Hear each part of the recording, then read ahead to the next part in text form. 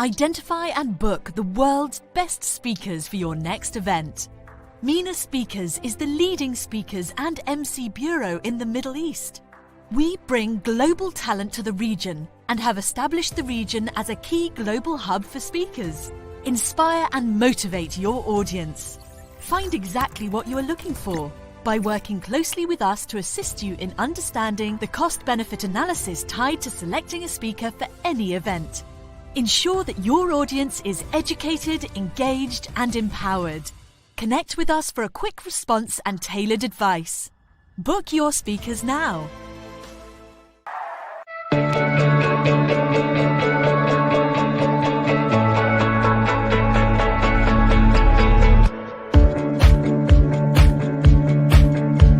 Get those managers developed throughout your organization, having them understand exactly what engagement is about, the role they play in the whole engagement scheme.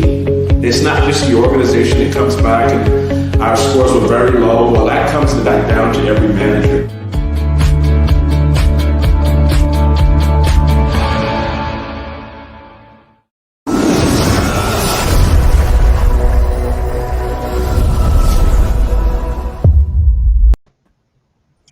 Welcome, everyone. If it's Friday, it's the CEO series. Good morning, good evening, good midday.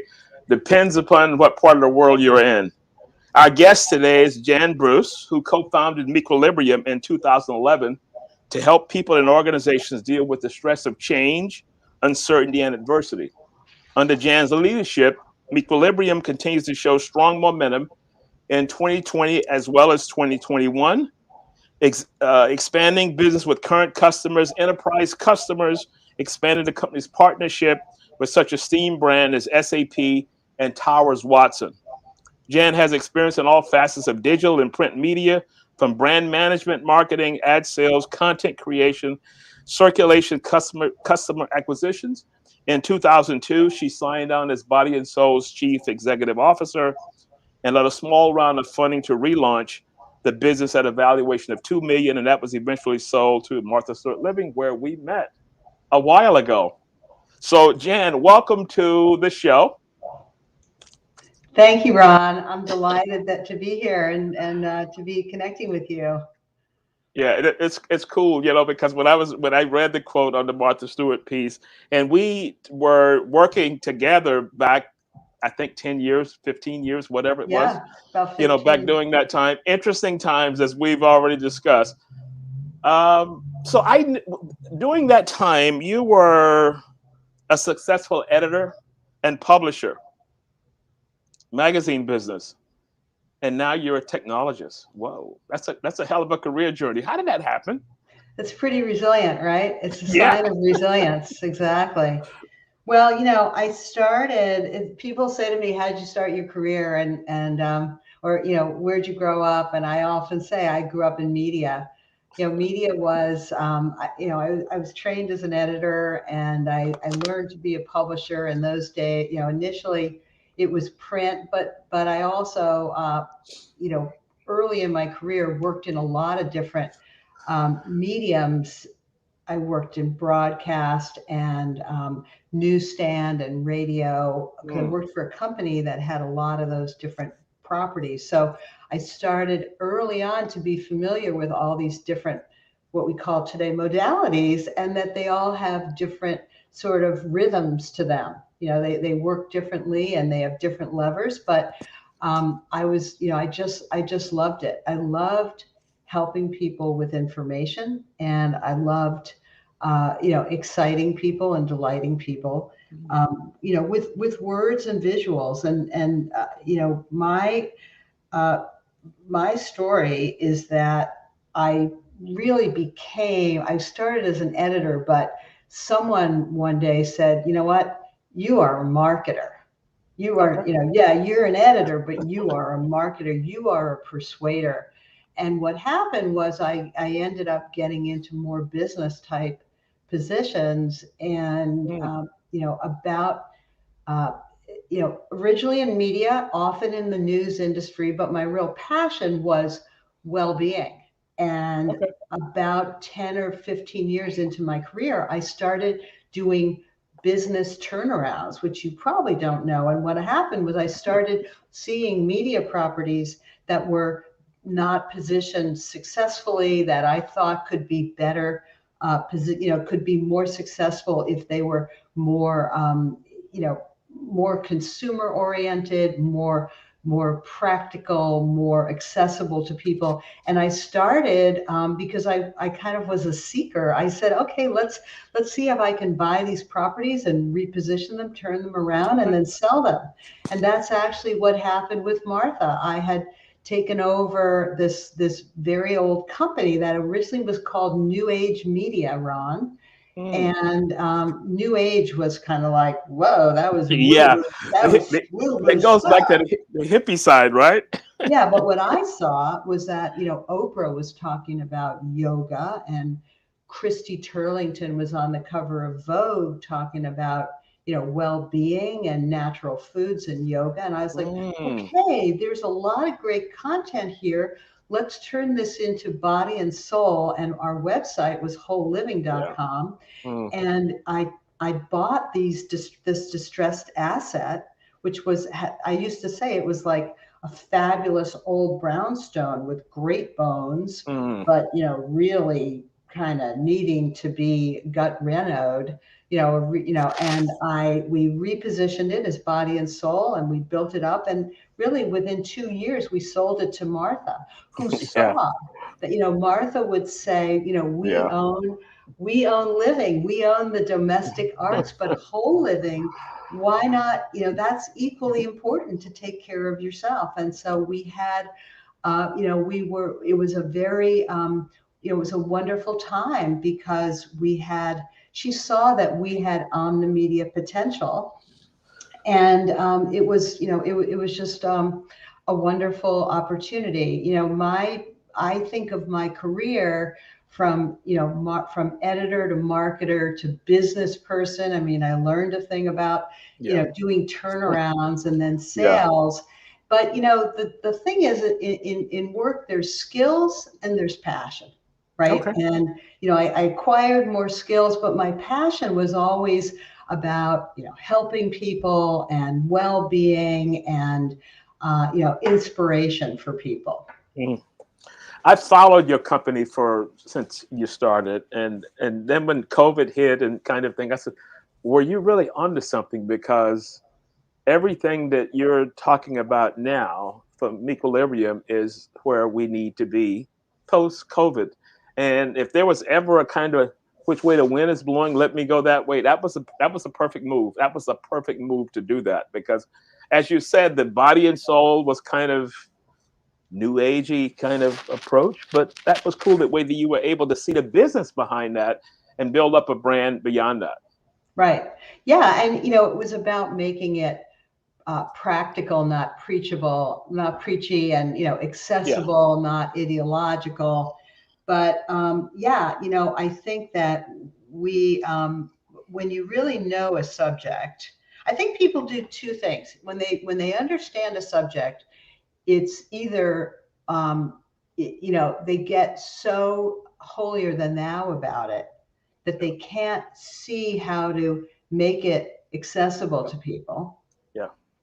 Or they, because and love a subject, you can say, this is going to be something for everyone, and that's really what I felt originally about the natural products and healthy living and mind body space. And then when we started this company, it was a similar thing. If you're just to give you a minute about the company, or maybe I'm digressing. No. Give us that, because the background of that in transitioning and repositioning the brand and all that's important to the conversation. So walk us through that. Sure. And, so there I was, I was pretty much, ensconced in media and in the,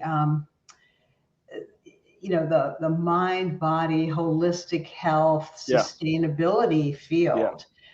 And what I saw was that first of all, media, and you were there too, media was imploding. Media media is an interesting industry or business because it has multiple revenue streams, right? Mm-hmm. But they were all being disrupted by technology. And I Yep. was like, my whole life was being disrupted Mm-hmm. by upstart technologists. Yeah. And I kind of said, there's got to be a way. First of all, this is making people nuts. People were more stressed out than ever. Mm-hmm. And I felt like what people, how to, sort of mind, body, holistic health, the ability to manage your mindset was going to be more important than ever for people, because people were running around crazy. The lines between work and life are blurring. There's no downtime. Mm-hmm. And I said, we have to use technology to essentially deliver some help to people. And in my mind, it meant to disrupt the coaching industries, which were very kind of bound by time and space and inaccessible to most people, especially in the workplace. People, only management had coaches. Yeah. But I said, with technology, maybe we can start to give everyone a little bit of interactive help. Give them And access. that's where it all started. So you mentioned disruption. So you talked about media, and the magazine business was big. One of the things I kind of chuckle when you said newsstands, because you go through Port Authority, you go through Grand Central Station, it's all the newspapers and news magazines and all those kind of things. I don't know whether that's still there because I haven't been there in a while, but you saw disruption as a possible business opportunity. So when we're managing our careers and we see that our industry that we're in is being disrupted, do we wait for the organization to kind of corral that disruption and guide it a certain way, or do we maybe think of an idea like you did and begin trying to put something together to try and address that disruption? Well, isn't that the key question, right? Yeah. Because I think that there's that pathway that you have, right? You can either try to hold the guard, hold the line, or you can try to sort of, you can say, how do we get ahead of this? And how do we leverage what's going on to make something new and more effective? And that's kind of where my head went. Yeah. So, you talk about well-being, you talk about resilience. And if you think of perfect timing with COVID, resilience is one of the most talked about phrases today. You can't read, whether it's Harvard Business Review or your local newspaper. Right. We're trying to figure out how is this going to look in this new normal.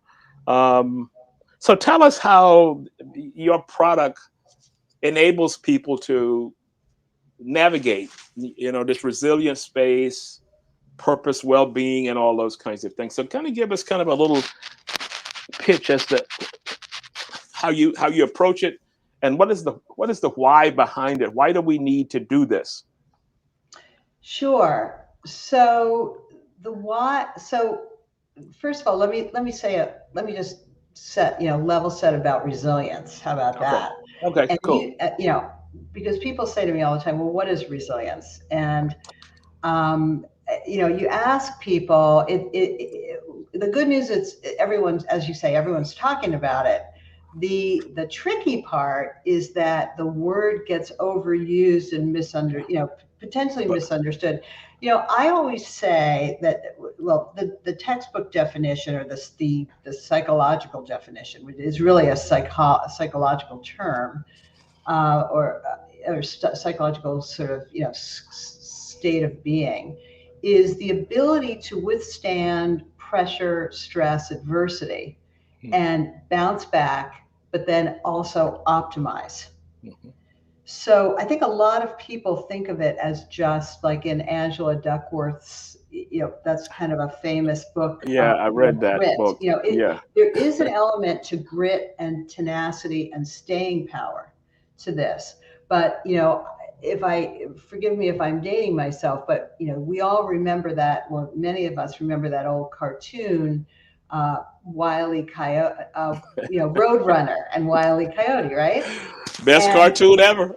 right. So, resilience is not day after day after day, Yeah. like trying to go after your prey, and setting a new trap and ending up like caught in your own net and going over Yeah. the cliff, right? Yeah. That's not what this is about. This resilience is about understanding how to use your strengths and your skills to to push forward. And a large part of it is what should you what do you undertake and what should you not undertake. There's Mhm. it's like problem solving, it's critical thinking, but it's also about making sure that you're not part of the problem. Mm. All Okay. of these things. And then the outlook about, when things, so people say to me all the time, like,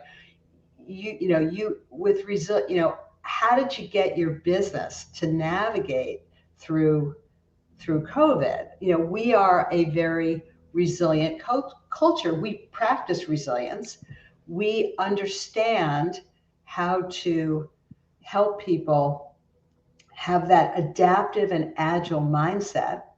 And of course, whenever we are approaching not just a pandemic or a black swan event, but, whenever we're approaching a sea change, technological disruption, or, Yeah. as leaders, you have to kind of say, what's going to help me get how do I have to go? Where do I have to go to get ahead of this? And oftentimes Mhm. it's really scary, right? Mm. But you have to kind of move. If you think you're just going to hold the line, you're probably going to it's probably going to be harder to hold the line than steer to the newness. I do a lot of executive coaching, and from the external brand to some of my clients, it seems as if they have it all. The external brand shows success. It shows I'm doing it all. I'm doing all these things, but it's an inner turmoil disaster as they're trying to come to terms with that. So how would you coach, or how would you address the people who are struggling inside, but the external side shows everything is fine? So you're saying, what's the toolkit for resilience? Yes. Okay, so here's what I think. First of all, we all have these built-in ways of sort of looking at life problems, life situations, and they can be effective or not effective. Like, we have a choice. And Mhm. the resilient, the toolkit is to, first of all, make sure I always boil it down to like 3 or 4 things. Number one, what is my point of view about what's going on here? Is it really about me, or is it not about me, but I Mhm. still have to deal with it? Yeah. A lot of times, you personalize it and it makes it worse. And Yeah. then, you want to say, is this always happening? Or is it just now it's happening? Mhm. Do I always fail? Or am I just maybe a failure at this? Yeah. Right? That's, At an that point in time. unpleasant thing to say, but is it Yeah. always or not always? And then, Mhm. is it everything? you know, do I always fail at my tennis game, or do I just fail at everything I try?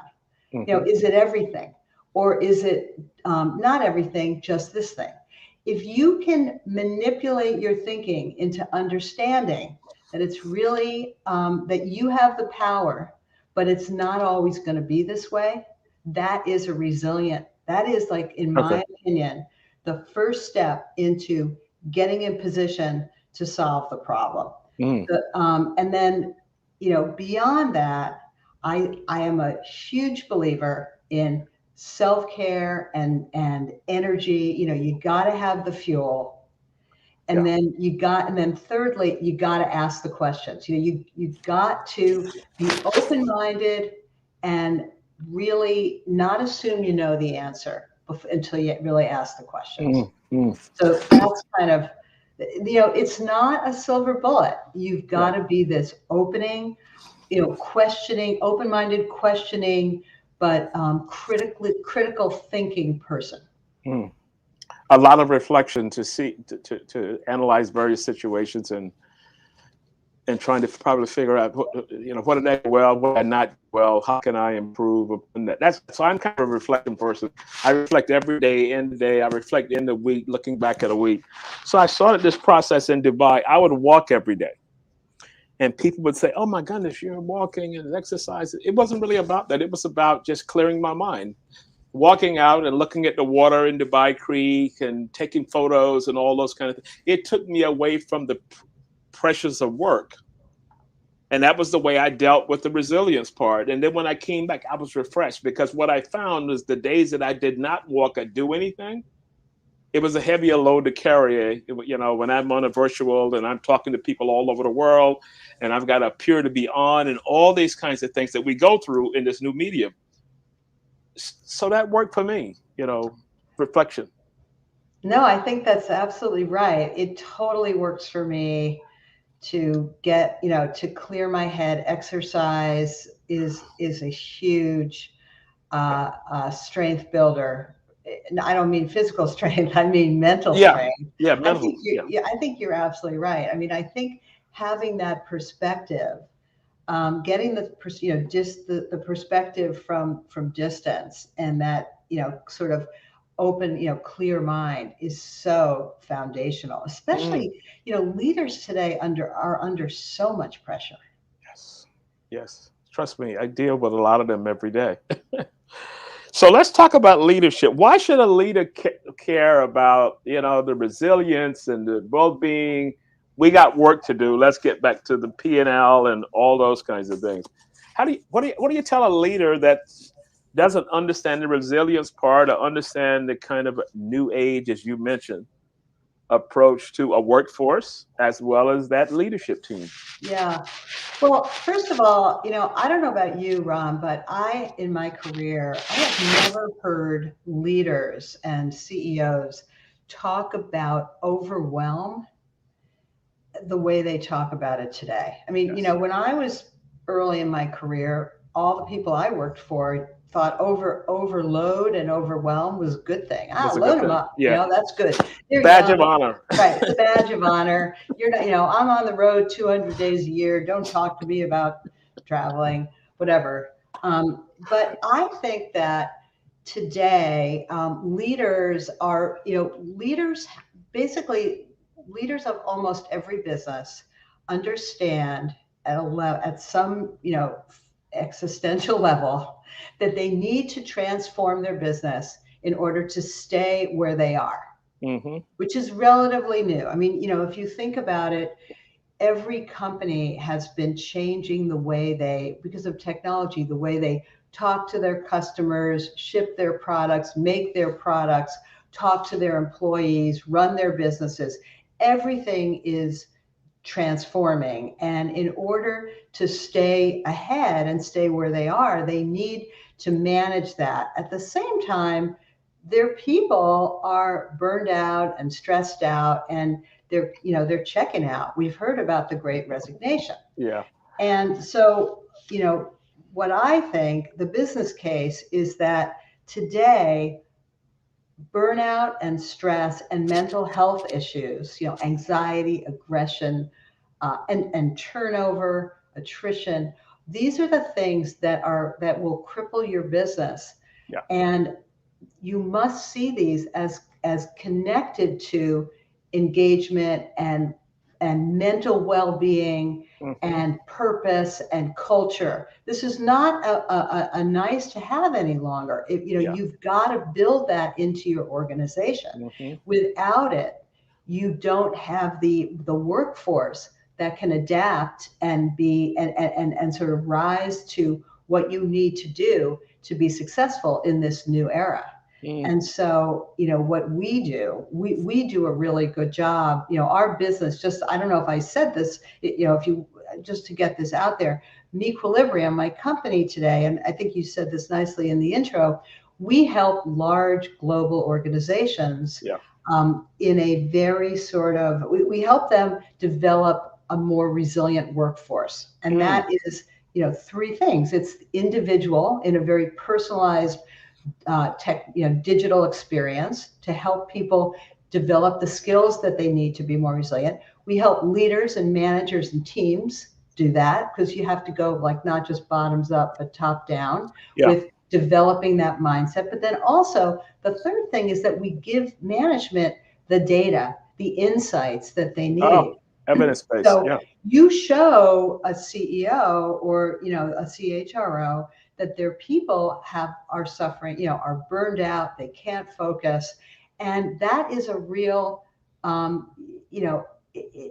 impetus. That creates an impetus for them to sit up and start to think about how to address this problem. So we do that, and that really helps make the business case to leadership, beyond the Harvard Business Review case. It makes this really hard and not soft. It's not just a soft thing anymore. So you mentioned top down. So when I hear the people talk about culture and they're saying HR culture, I said, no, that starts up top. They've got to create that inside of an organization. And that was one of the key things that you just spoke about. Because one of the questions I had for you is, how do you build a resilient workforce? And you walk through the business case behind it, and the leaders are going to drive that. And the leaders have to show that we are out in the forefront and we want to do, what we need to do to make sure we have that workforce. So I say all that to say, I notice a lot of companies have made missteps. So they say, we need everybody to come back on Mondays and Fridays. In other words, they weren't even listening. They just created work from home policies and all these kinds of things, and they never listened to possibly what people were going through. And I'm just going by headlines. I don't know what they did under that, but I do notice that in reading, I noticed that a lot of employees were complaining. They signed letters that say, we're not going to do this, or a different workforce. And this is where I'm driving this to. So you mentioned new age. New age was probably in our era when you were going through that. But the new workforce is looking for something different. So they're using terms like well-being. They're using terms like resistance. I think it's a perfect opportunity for an organization to kind of create a brand around that. I agree. So as you're working with clients, are you talking through not only using a tool to build resilience, but to revamp a brand? Yeah, exactly. And we are. So, what's interesting is that I was talking to, I don't know if you know Josh Burson. Josh is a good friend of mine. Oh, great. So I was, and he's helped me so much. He's so smart. I was talking to Josh Burson about this, and his philosophy, his conclusion is that resilience for a company is more like safety. It was when organizations started to implement practices to instill a culture of safety. It's not a program, it's a muscle. It's something that you have to work at. And what we find is that for the organization to build resilience into the organization so that they can withstand whatever's happening, whatever's going to happen. It's a relatively simple thing, but it's difficult to, or now, it's a relatively simple thing. Let me just explain. You need, first of all, I said there are four things. One, you need to have, make sure that your people have enough of the basic skills so that they can self-manage. They need to have enough, positivity, empathy, emotional intelligence, self-awareness, and the impetus or the space to take care of themselves. Energy management, work, self-care. Like you said, we need to stress that it's important to rest our machines, our human machines. So that's like what I call the first thing. Primary, I call that it's the primary skills that you need. Yeah. And you can't just have like the management understand that and then not do that. The second thing is you got to be able to detect risks in your population, and help people that are kind of on the edge or need support. Data can often do that. You can evaluate people. You can see. Lots of companies are constantly evaluating people for health screening, but we also have to do it for emotional and mental well-being screening. The third thing you got to do is, this is kind of where you were going. You got to have a cultural commitment to resilience. Leadership and management needs to embrace it. We need to own it. We need to take it seriously, and we need to create, you need to kind of bake it into your communications, your culture, transparency, empathy. You see the companies that are in the news. We hear from time to time about a company that's in the news because they appear to be, a really nice company, and then external brand, right. Beautiful. Exactly, but then you find that they're, doing something abusive, like the values are not aligned. So you got to really focus on that. And as a leader, as a CEO, that's what I spend a lot of time on that. And then the last thing is you've got to have, and Josh is really, this is sort of what separates, I say, the men from the boys. Sorry, women, or the women from the girls. We get it. We got to have data. We got to be able to understand what people are worried about, what they're getting, what they're not getting, because you've got to, data can really help you address the problem. So, skills, risk detection, culture, and then data. That's what it takes. And then what I say is, it sounds simple. It is kind of simple, but you need a structure to do all of that. Yeah. So I read I came across a phrase the other day I really liked. It was called organizational engineering or re-engineering. And when we talk about this wellness and resilience and all these kinds of things, I said that falls into that, because the organizations are going to have to be re-engineered to maybe have that at the top of the forefront of what they're trying to accomplish. Because you go to everybody's website, they got a beautiful statement. Oh my God, they say all these cool things. And then you go inside, it's an absolute mess, and people can't wait to get out. But meanwhile, externally, people are trying to get in, and on the back door, people are going out. So, I agree with you. I agree with you. And this is the new normal. I mean, the new, the rules, you were talking about, are people going to go back? Are people, are we going to go back?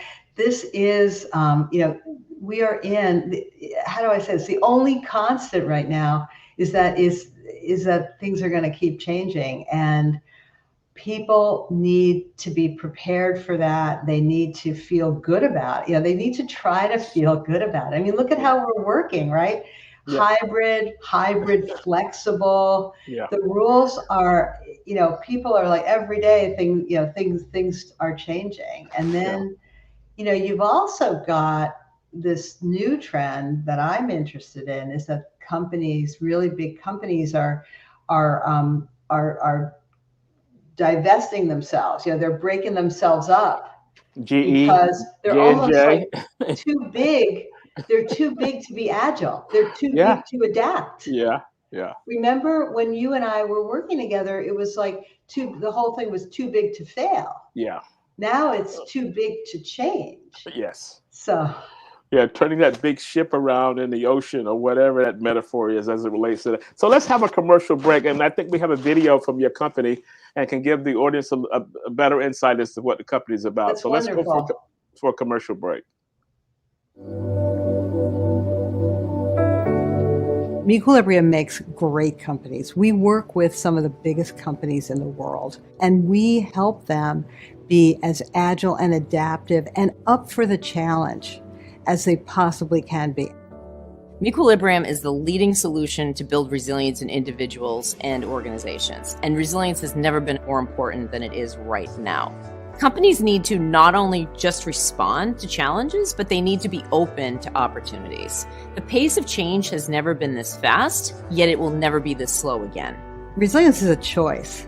Adversity is inevitable. No matter what we do, who we are, where we are going to face adversity. With Mequilibrium, we built a holistic, whole person system that could really engage every individual and serve as an organizational imperative to help people learn to be at their best and stay at their best. We have the capacity to customize a program for people to boost their resilience that they can access anytime, night or day, any place in the world. We have a really engaging product that works at an individual level and at a team level where people can work together on resilience building skills as a group. And we have organizational insights that help organizations understand where they should focus their energies. So by putting all these three building blocks together, we help organizations become more resilient. We scale, measure, and deliver proven outcomes that results in higher engagement scores, higher NPS, higher job satisfaction, and reduces burnout, anxiety, and depression. We face incredible challenges and incredible opportunities, and the companies who figure out how to wrestle those challenges to the ground and build on those opportunities are the ones who are going to thrive in the next 20 years. The world's changing faster than it ever has. Resilience is a core competency every organization needs to master. And so we are really the leaders in that. And so if you believe resilience is important, we're the ones to talk to. Resilience is our business, and we take very seriously the responsibility to help the world's greatest companies be better.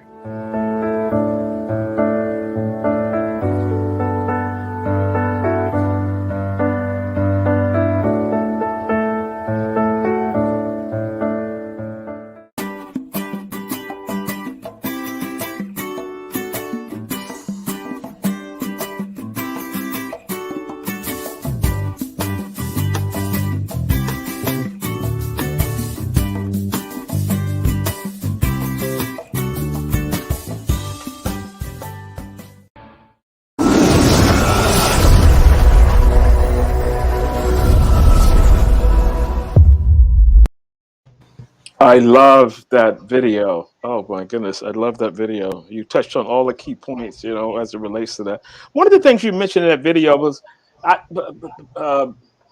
lived in Saudi Arabia, and then when I moved to Dubai, I was the CEO for Great Place to Work, and I was there for a little over a year, running that business. You mentioned engagement scores. So how does the engagement survey tie into, a product like how does that connect? Well, we have a way, first of all, because we're digital and we're not just live coaching, although we can do coaching if you want it, but because we're a digital product, we take in a lot of data about people, about employees as they're using our app, and we take in, social, emotional, cognitive, behavioral, environmental, psychological, and it's all very private. It's HIPAA compliant. We won't share anyone's data. We aggregate it to look at trends. That's how we use the data. But we also have the same kind of tools that like a Gallup uses or a Qualtrics uses to measure a person's relationship to their work and what whether they're sort of feeling supported at work, or whether their work is helping them or hurting them, whether it's what I call a lift or a drag in their day. And we are reporting that. Now, a lot of our customers then take all of our insights and our reports, and they correlate them with changes in other metrics like absence or turnover or engagement scores or net promoter score. And that's sort of like proof positive. So before we went on break, we were talking about companies making that statement. And I know, like doing the George Floyd situation, everyone came up with DEI. Everybody said beautiful things, and they went on and on and on. But there was nothing done. It was just statements. So what advice would you give organizations if we're talking about resilience, we're talking about, the workplace and well-being and all these things, to drill down and get away from just having the website? Are you living, eating, breathing, and sleeping that every day in that internal structure? Yeah, I think you have to. I mean, I think you have to take it seriously and do the work. And that really starts at the top. I know for Mequilibrium, we, we're a relatively small company compared to a lot of the customers that we serve. We work for some of the biggest banks, financial services, tech companies in the world, but we took very seriously that we needed to have some self-examination about is our practices, is our language, is our language in our product accessible and to everyone? Is it equitable? Is it diverse? Are the examples relevant to all sorts of people? And I think you just have to do that. I think that today it's a very different game. The values that you deliver to the customer and the values of your company need to be very close, need to be very congruent and intertwined, or people, or you won't be successful. You can't purport to deliver this kind of value and not be that kind of culture. And we hear about it all the time. That's, we were talking about that. You hear about that. That's where you get these toxic cultures. And, and they only can go on for so long. And the other way of looking at that toxic culture, but meanwhile, you go back to the so-called headlines, and the headlines say we do cool things and we care and all of that. Because I've had people in exit interviews that, we say all these things. It's the worst culture I've ever worked in. And I think that, and from my side, I think that organizations are going to have to realize this. This is real. This is not a fad. And in order to attract the people we want to attract to, enhance business performance, we're going to have to clean up our act in a lot of cases. I agree. And, also we have such, right now, I think it's really hitting companies and leaders because of the massive attrition rates that people, people are leaving the workforce, and we have very low unemployment, at least in the US. And so we need to take care of the people we have. And it's really sort of the war for the war for talent is not going to go away. So I think that also drives it home to leaders that there are workplace policies that are the new requirement to help retain people. You got to be flexible, you got to be hybrid, but there are also cultural requirements to help retain people. And we have some really rich companies who can afford to basically buy their way out of the problem, but I don't know, but that none of that goes on forever, and at some point companies face a talent reckoning, right? As they say, this is another metaphor: the chickens come home to roost. Coming from right. I grew up in the South, so that's kind of a Southern metaphor. Chickens coming home to roost. Whatever you've done out there will eventually come back. So if we're looking at that, you mentioned top down. Should the leadership competencies and when companies or boards are trying to go out and find leaders, is that a key point from a board perspective as a new type leader we need? I think so. I think that leaders, there's competencies and there's human skills. And I think human skills are very, very important right now. The soft side, I call it. So technical side, then you got the soft side of a skill for that particular leader. I read a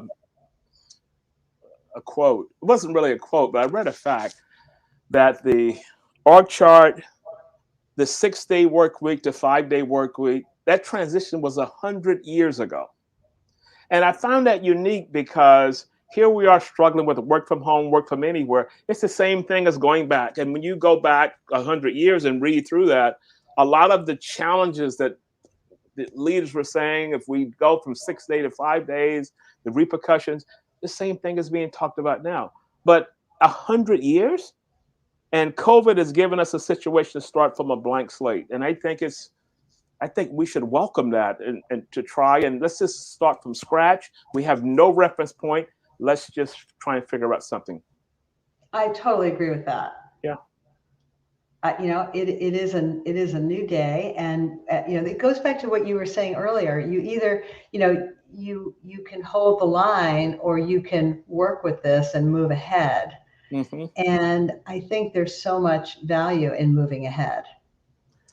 A lot of value in moving ahead because we have to face the so-called headwinds that's coming through, which leads me to my other question, is that Mequilibrium, 14 days to cooler, calmer, and happier. Give us some insights on that book. Yeah, that was our first book. And actually, that was our first book. What we wanted to do, the co-founders, we wanted to get a book out there. I felt very, we felt strongly that we should do a consumer book. And, people kept saying to us, well, what exactly is the science of resilience and how do you put it to work? Yeah. And we wanted to make it, as I said earlier, the point of the book was to make this very, very accessible and practical and easy to understand, to distill this so that we could really help people with some essential concepts. So our idea, like so many, self-help books, is to come up with, 14 days. Like, can you actually do this? 2 weeks. Do this? And we did. I think the book, and the book is, to some extent, a print distillation of a lot of what we do better in technology, because we help people stay with these 14 things and practice them all the time. Yeah. Because a lot of times, you learn to, like Ron, you said, get out, take a walk, clear your mind. But you may get to the point where you're working on something, a big project, and you get kind of so deep, that you forget, right? Yeah. So we can, with technology, we can send you a push notification. Ron, have you taken a walk today? But meanwhile, what we wanted to do with the book is really help people reboot themselves the way you would do it with, like, a diet book or an exercise book, but this was for your mind, right? We wanted to teach you things like calming your emotions, things like, starting to solve, think about your problems in a different way, like changing that mindset. We wanted to help people manage, like, that feeling that they're out of control and they have too much on their to-do list. We wanted to give you strategies on day 6 to, step back, ditch the drudge, right? Like, just ditch that stuff. You don't have to do it. Burnout strategies, sleep strategies, dialing up your positivity. So those are the kinds of things that we did in the book. And, it is really kind of the whole package in 14 days. But of course, the secret is to keep doing it, not just read the book. Yeah. So when you mentioned the weight loss and those kind of things, like, all of them will work if you stick to it. Exactly. But people will get it and they're excited about it, and then they forget it and they do something else and they push it aside and they go through that. Yeah. And one of the things that I'm really sorry, go ahead. No, go ahead and finish. I'm excited. I'm actually I'm thinking if I were going to do a book now, my motivation, it's so interesting. You were talking about resilience being so important right now. I think that I'm really interested in thinking about like sort of examining how we as a culture, or how humanity has, could be better with some of these skills. Yeah. Like if there was more empathy, if there was more if people weren't sort of leading with their emotions, just sort of, if there was better problem solving, and critical thinking right now. And, that's a very interesting subject to me. Yes. So, you know what, based on the conversation so far, does Mequilibrium offer leadership development, because a lot of the things you're talking about needs to be ingrained in the people that's running an organization. Yes. I mean, we could give them data points and all these kind of things, but they have to understand the importance of this. And then a lot of the actions they may have to change or reflect upon how they could change. Yeah, and absolutely. I mean, that is absolutely, the second leg of our product. That when we say leaders and managers, it's a lot of leadership development and helping leaders understand that, what are both how to spot problems, how to deal with problems, Yeah. how to understand how they contribute to problems. That's a big part of it. Okay, so I'm going to take it one step back before, as we get ready to close out. What should an organization give consideration? And this is my thinking: the people we put in roles as managers, that could be based on a technical skill. So if the new normal is we need a balance of that, I also need the soft skills. How would we talk to an organization about, you have to be extremely careful today about people you're putting into leadership positions? I think you're right. I mean, I think we want to make sure that leaders, that, just as we promote leaders because they're really competent, Yeah, and they have strong, they're strong at certain competencies, we need to emphasize that to before we entrust our people to them, they need to be competent in what I call human skills. I'm kind of like, let's not call it soft skills anymore. Let's call it human skills, right? Okay. Because how many times have you seen, the sales leader or the technology leader who's brilliant and technically competent, but has bad human skills? Yeah. We got it. That's the name of the game. Yeah. So if we looked at that filtering process, and I say that because I read a book called "It's the Managers" by Gallup, and Gallup kind of talked through the same thing, that a lot of the dysfunctions inside of organization comes back to leaders. So that could be something that should also be addressed in making the selection for the new people that we're putting into these particular roles. Human-centered kind of approaches in doing that versus the P&L leader driving revenue, market share, all those things, but I'm a horrible person. Right. Yeah. The kind of people I deal with a lot. Well, you know what? We can help you. We can help them. Okay. Let's Cool. help them, right? Because Okay. people at the end of the day are happier to feel good and to make others feel good than not. They just need, and this is all, that's the other thing to stress. This is all learned behavior. You're not born this way. Yeah. It's not person, it is, these skills can be learned, and, people develop thinking styles that make them successful, that help them get ahead, but they're not necessarily helpful for the next phase. So we got to learn those human skills. Okay, cool. Jen, thank you so much for being a guest on the show. It was a pleasure to have you and connect after so many years. So just hang on for a minute as we close out, then it'll come back offline. Thank you so much. Okay, thank you.